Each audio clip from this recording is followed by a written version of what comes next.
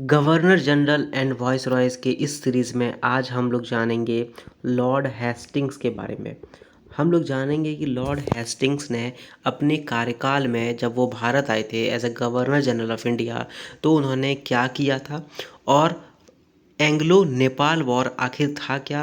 फिर Anglo Maratha war के बारे में भी जानेंगे, यानी कि ईस्ट इंडिया कंपनी और जो मराठा थे उनके बीच में जो लफड़ा था, जो झगड़ा था, उसके बारे में भी जानेंगे। और थोड़ा बहुत लॉर्ड हेस्टिंग्स के बारे में भी, उनका व्यक्तिगत जीवन के बारे में भी जानेंगे और उन्होंने भारत के लिए क्या किया था उसके बारे में भी हम लोग जानेंगे।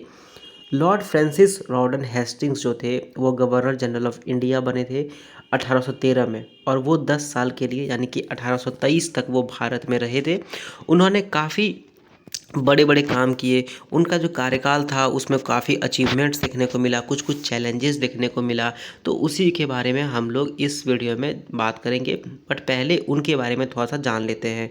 उनका जन्म होता है 1754 को, यानी कि 1754 को। और उनका जो फैमिली था वो काफ़ी नोबल फैमिली था, यानी कि उच्च हाई क्लास के लोग थे वो लोग, ठीक है। वो मोयरा के बेटे थे, ठीक है, फर्स्ट अर्ल ऑफ मोयरा। और उनको काफ़ी बेहतर एजुकेशन मिला। उन्होंने मिलिट्री ज्वाइन की और उन्होंने मिलिट्री में अपना करियर बनाया, और धीरे धीरे करते हुए, इनफैक्ट जल्दी जल्दी करते हुए वो रैंक में बढ़ते गए, यानी कि जैसे पहले हवलदार, फिर सूबेदार, फिर होते होते ऑफिसर, फिर टोली बटालियन का ऑफिसर। इस प्रकार से वो फटाफट रैंक अपना बढ़ते गए। क्यों बढ़ते गए? क्योंकि उनका लीडरशिप क्वालिटी बहुत अच्छा था और उनका इंटेलिजेंस भी बहुत अच्छा था। उनका जो मिलिट्री सर्विस है, चूँकि उनका मिलिट्री सर्विस था, इसलिए ब्रिटिश एम्पायर जहाँ जहाँ पर था, जैसे कि कनाडा यानी कि नॉर्थ अमेरिका हो गया, वेस्ट इंडीज़, इन सब जगहों पर भी उनको जाने का मौका मिला। और ये सब जगह जब वो गए तो उनको वहाँ पर वैल्यूएबल एक्सपीरियंस देखने को मिलता है। अब फिर उनको 1813 में लॉर्ड हेस्टिंग्स को भारत का गवर्नर जनरल बना दिया जाता है। ये लॉर्ड मिंटो के बाद, लॉर्ड मिंटो वन, ठीक है, लॉर्ड मिंटो वन के बाद ये गवर्नर जनरल बनते हैं। ये कलकत्ता आते हैं उस टाइम पे जब ब्रिटिश ईस्ट इंडिया कंपनी को काफ़ी सारे चैलेंजेस फेस करना पड़ रहा था। उस टाइम पे ये गवर्नर जनरल बनते हैं। जैसे कि नेपाल का चैलेंज हो गया, तो नेपाल का चैलेंज होता क्या है कि नेपाल से ब्रिटिश ईस्ट इंडिया कंपनी को थोड़ा बहुत लड़ाई करना पड़ता है। ये लड़ाई चलता है 1814 से 1816 के बीच में। इस लड़ाई को एंग्लो नेपालीज वॉर बोलते हैं या गोरखा वॉर भी बोलते हैं। अब क्यों हुआ था ये लड़ाई? क्योंकि देखो, ब्रिटिश ईस्ट इंडिया कंपनी और गोरखा किंगडम जो नेपाल में है उसके बीच में एक जगह था, टेरिटोरियल डिस्प्यूट हो गया था, यानी कि कुछ जगहों पर विवाद हो गया था। ईस्ट इंडिया कंपनी बोलती थी कि वो जगह हमारा है और हम वहाँ के लैंड रिवेन्यू का टैक्स लेंगे, यानी कि जगह ज़मीन का टैक्स लेंगे। और नेपाल का जो किंगडम था, गोरखा किंगडम, वो बोलता था कि हम लोग उस जगह का टैक्स लेंगे, ठीक है। तो इसी बात पर लेकर के थोड़ा बहुत झंझट हो गया, थोड़ा बहुत विवाद हो गया। लेकिन हेस्टिंग्स ने क्या किया? लॉर्ड हेस्टिंग ने अपना ब्रिटिश फोर्स को, जिसमें भारतीय बहुत सब शामिल होते थे, तो ब्रिटिश फोर्स को भेज दिया। बोला क्या कि लड़ाई जा कर के करो आप लोग। और हेस्टिंग का स्किल्स के कारण, जो उन्होंने नॉर्थ अमेरिका और वेस्ट इंडीज़ में जा कर के सीखा था, जो उन्होंने आर्मी में रह के सीखा था, उनका डिटर्मिनेशन के कारण कि ये लड़ाई हम लोग को जीतना ही है, ये जो लड़ाई था, ये जो वॉर था, वो उन लोगों ने जीत लिया आखिरकार। और ट्रीटी ऑफ सुगौली होता है 1815 में, जहाँ पर जिसको जो जगह चाहिए था वो उनको मिल गया, ठीक है। इसी कारण से, जैसे मैंने बोला कि ईस्ट इंडिया कंपनी को हिमालयन फुटहिल्स में, जैसे कि हिमाचल प्रदेश, जो आज का हिमाचल प्रदेश है, उत्तराखंड है, वहाँ पर काफ़ी सारा ज़मीन देखने को मिलता है। और देखो, अगर आप समझो, आज का डेट में जो हिमाचल प्रदेश और उत्तराखंड है ना, वो पहले नेपाल का किंगडम हुआ करता था। तो चूँकि ब्रिटिश ने वो जगह जीत लिया, इसलिए आज भारत में हिमाचल प्रदेश और उत्तराखंड जैसे राज्य हैं, उनका थोड़ा बहुत जगह है, ठीक है। तो ब्रिटिश ईस्ट इंडिया कंपनी के कारण ही ये सब चीज़ें हमारे पास आई। अच्छा, दूसरी बात ये है कि जब ये ट्रीटी वगैरह किया गया था ना, तो ये देखो, गोरखा वार भी इसको बोलते हैं। इसको क्या बोलते हैं? गोरखा किंगडम था तो उसको गोरखा वार भी बोलते हैं। फिर ब्रिटिश ईस्ट इंडिया कंपनी ने क्या किया कि गोरखा जो लोग होते थे ना, उनको अपना आर्मी में भरने का, अपना आर्मी में उसको ज्वाइन करने के मौका दिया। और फिर गोरखा रेजिमेंट का एक स्टार्ट हुआ। और आज भी आर्मी में, इंडियन आर्मी में देखो, नेपाली लोग काफ़ी मात्रा में होते हैं। और गोरखा रेजिमेंट में जो है वो नेपाली लोगों को ही, एक तरह से कह सकते हो आपकी, उन्हीं का वहाँ पर स्थान देखने को मिलता है, ठीक है। दूसरा जो कॉन्फ्लिक्ट था वो था मराठा कॉन्फ्लिक्ट। मराठा एम्पायर जो है वो बहुत बड़ा हो चुका था उस टाइम पे, और लॉर्ड हेस्टिंग्स के टेन्योर में ये बहुत ज़्यादा उनको परेशानी का सबब एक तरह से बन बन गया था। इनका जो लीडरशिप स्किल्स था, इनका जो पॉलिसीज़ था, इनका जो स्ट्रैटेजीज़ था, इसी कारण से ब्रिटिश जो है वो मराठा टेरिटरी पे अच्छा खासा होल्ड अपना कर चुका था, ठीक है। क्योंकि देखो मराठा में जो है ना क्या हो गया था कि सिंधियाज, भोसले, उसके बाद फिर अपना होलकर, ये सब अलग अलग फ्रेगमेंटेशन हो चुका था, यानी कि अलग अलग उनमें वंश में बट गया था, ठीक है। इसलिए मराठा का जो पॉलिटिकल लैंडस्केप था, यानी कि जो राजनीतिक लैंडस्केप था, वो काफ़ी ज़्यादा बढ़ चुका था, काफ़ी ज़्यादा डिस्ट्रीब्यूट हो गया था, है ना। और उसके बाद जो है लॉर्ड हेस्टिंग्स ने अपना दिमाग लगाया, अपना स्ट्रैटेजी चला, अपना पॉलिसी चला, और उसके बाद मराठा टेरिटरी को भी एक तरह से हथिया लिया, और उसमें ब्रिटिश ईस्ट इंडिया कंपनी का इन्फ्लुएंस जो है वो बहुत ज़्यादा आगे बढ़ चुका था। 1817 में 1817 में थर्ड एंग्लो मराठा वॉर होता है। इसमें मेनली क्यों होता है, क्योंकि जो मराठा के जो मराठा एक तरह से समझ लो आप किंगडम था, तो मराठा किंगडम के जो पेशवा थे, यानी कि जो प्राइम मिनिस्टर थे, उनको लगा कि ब्रिटिश ईस्ट इंडिया कंपनी से हम लोग फिर से पावर जीत सकते हैं और फिर से मराठा का शासन हो सकता है।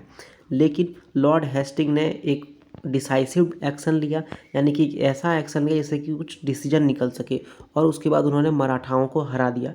जब उन्होंने मराठाओं को हरा दिया तो मराठाओं का बहुत सारा जो ज़मीन था वो ईस्ट इंडिया कंपनी ने हड़प लिया, और जो पेशवा का अथॉरिटी था, यानी कि जो पेशवा का प्रधानमंत्री का जो राजपाट था, उसको जो है वो ब्रिटिश ईस्ट इंडिया कंपनी ने उसको एबॉलिश कर दिया, उसको बंद कर दिया।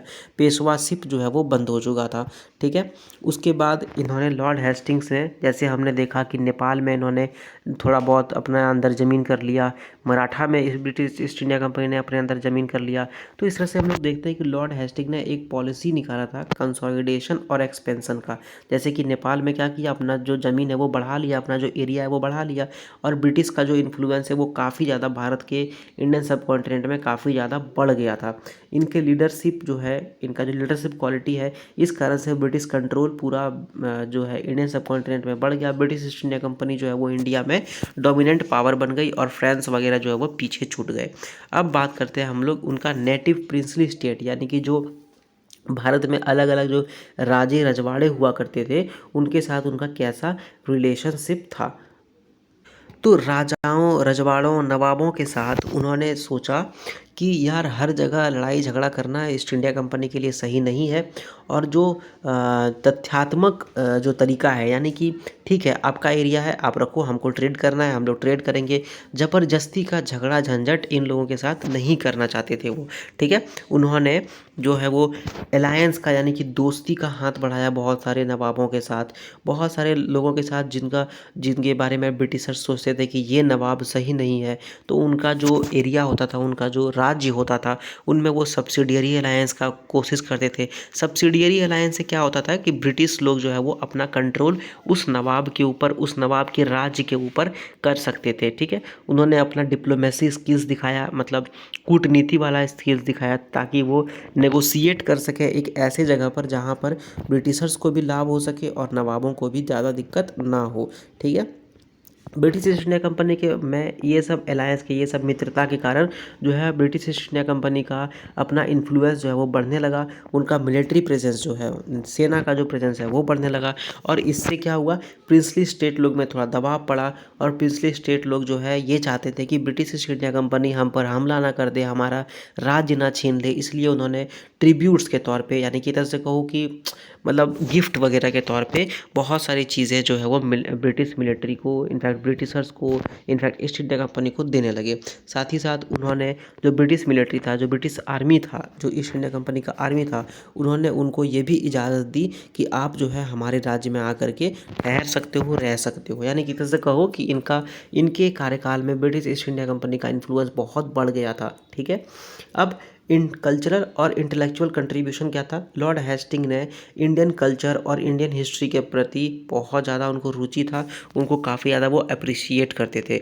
वो मतलब लॉर्ड हेस्टिंग्स भारत का जो आर्ट है, जो लिटरेचर है, जो लिखने का शैली होता है, जो अलग अलग जैसे वेद वगैरह है, ये सब क्या लिटरेचर है, भारत का जो आर्ट था, पेंटिंग वगैरह, ये सब को उन्होंने काफ़ी ज़्यादा सहयोग किया, उनको रक्षा की उन सब की, और ये सब जो इंडिजिनस नॉलेज है यानी कि जो देसी नॉलेज है, जैसे कि आप समझो कि बंगाल में जो बंगाल में जो पेंटिंग होता था, जो पटना में कमला पेंटिंग होता था, इन सब चीज़ों को उन्होंने काफ़ी देख रेख किया। जो मुग़ल टाइम से पेंटिंग चले आ रहा था, इन सब चीज़ों का इन्होंने काफ़ी देख रेख किया, उनको प्रमोट किया, ठीक है। और इन्हीं के कारण आप कह सकते हो कि भारत का जो हेरिटेज है, जो कल्चर है, उसका डॉक्यूमेंटेशन हो सका, उसको डॉक्यूमेंट्री में उसको लिखा गया, उन सब के बारे में लोग और जानना स्टार्ट कर दिए। उन्होंने जो पुराने भारतीय टेक्स्ट होते थे, जैसे कि संस्कृत में वेद हो गया, इन सब का उन्होंने ट्रांसलेशन करवाया इंग्लिश में, ताकि जो और भी लोग हैं, खास करके ब्रिटिशर्स लोग और विदेशी लोग, ये सब भारत का जो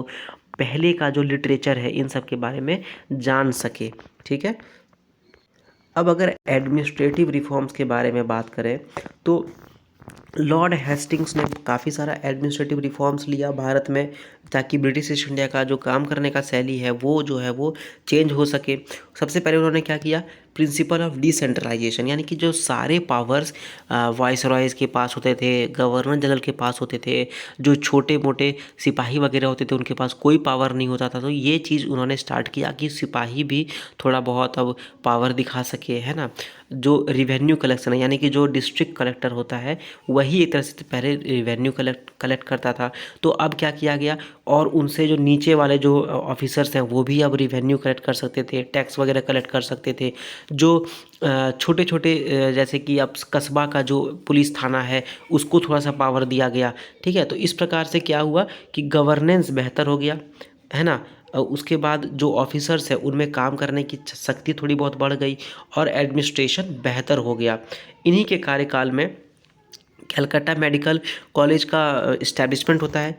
इस मेडिकल कॉलेज की खासियत ये थी कि ये पूरा वेस्टर्न तौर तरीका पर बेस्ड था, यानी कि वेस्टर्न में जैसे मेडिकल पढ़ाया जाता है, उसी प्रकार से ये भारत में भी पढ़ाया करते थे। यहाँ पर भारत में इस कॉलेज का आने से भारत में हेल्थ केयर में थोड़ा बहुत बेहतरी हो गया, ठीक है। तो ये सारी चीज़ें थी जो लॉर्ड हेस्टिंग्स ने किया, एंड आई होप कि लॉर्ड हेस्टिंग्स ने काफ़ी काम किया था अपने समय के लिए, अपने सोच विचार से, और भारत को कुछ ना कुछ तो इनसे फ़ायदा मिला ही। अगर ये वीडियो आपको अच्छा लगा तो आप इसको लाइक कर सकते हो, दोस्तों के साथ शेयर कर सकते हो। कुछ भी पूछना या बताना है तो आप कमेंट कर सकते हो, एंड चैनल को सब्सक्राइब कर सकते हो। Thank you very much. ये अच्छा है।